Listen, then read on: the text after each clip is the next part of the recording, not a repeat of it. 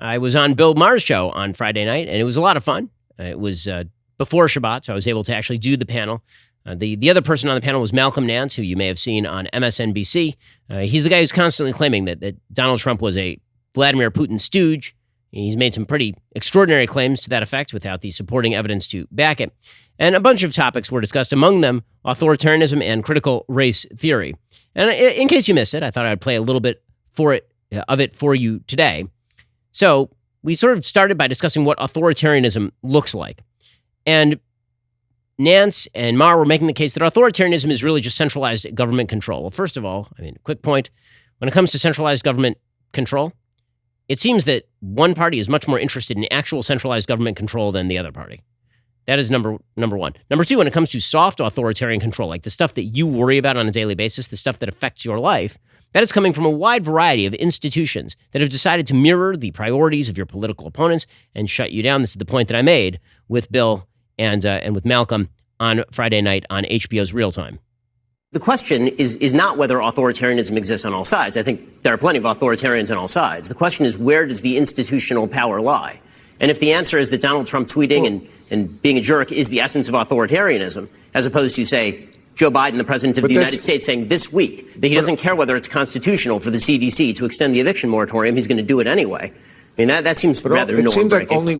Okay, this point is one that the left, the obsession with Trump for the left is really a bit of projection, because Donald Trump tweeted a lot of bad stuff, and he acted in bizarre and I would say authoritarian ways. Like his manner bordered on that. Did any of that end up making it into actual policy? The answer is pretty much no. And so they focused in on January 6th, right? I've been saying for a long time, January 6th is the peg that Democrats are going to count on when it comes to 2022. I don't think it's going to pay off for them. And this is sort of a point that I made on Maher's show. So Malcolm Nance tried to suggest that 40,000 people invaded the Capitol on January 6th. That is just flatly untrue. It is flatly untrue, and it's important that it's untrue. Here is the point that I made on Maher's show. 40,000 people did not assault the Capitol. Okay, that's just factually inaccurate. There were maybe 1,000 people. That is not making light of the evil of those people who all will end up rotting in prison, as they should. How many people came to that rally?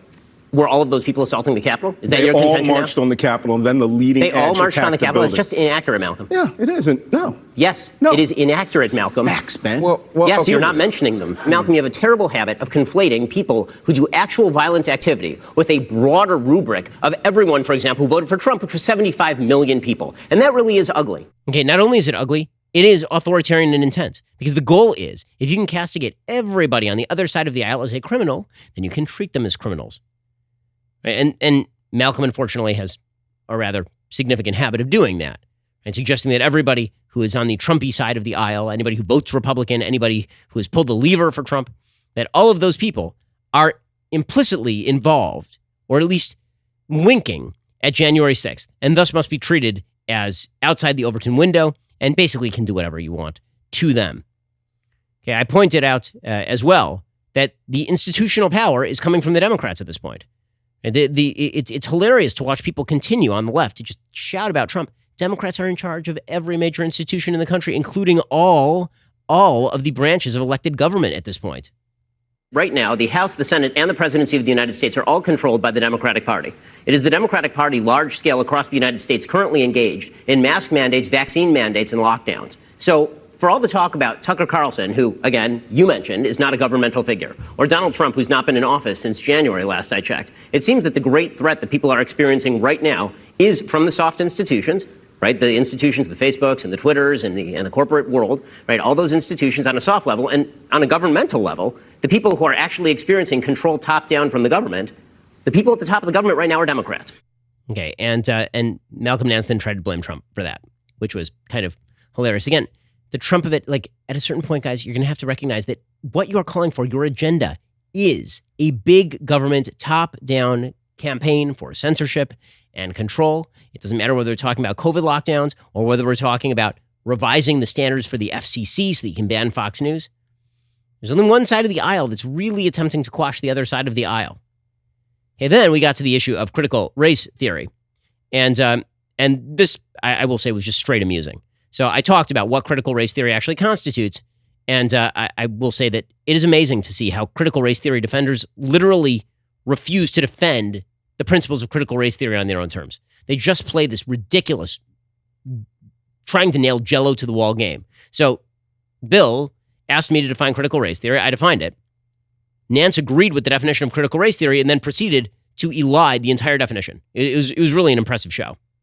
Critical race theory essentially argues that racism is baked into all the systems of American society and that any sort of neutral system is, in fact, a guise for racial power. If we agree that history should be taught, why are you defending critical race theory, which is not history? Did I not just say a moment ago that I think that term has been hijacked and that's not what we're talking about? Okay, so let's say critical race theory. I'm going to go back and repeat that I didn't say that. Okay. You are literally defending critical race theory by redefining it as just teaching history, which is a cheap semantic trick, and you know it. Is this what you do on your show? Because it sucks. Malcolm, Malcolm, I appreciate that, but I will comfort myself tonight by sleeping on my bed made of money. Okay. By the way, my bed isn't actually made of money. It's a Helix sleep mattress, and it is just glorious. Let me just tell you.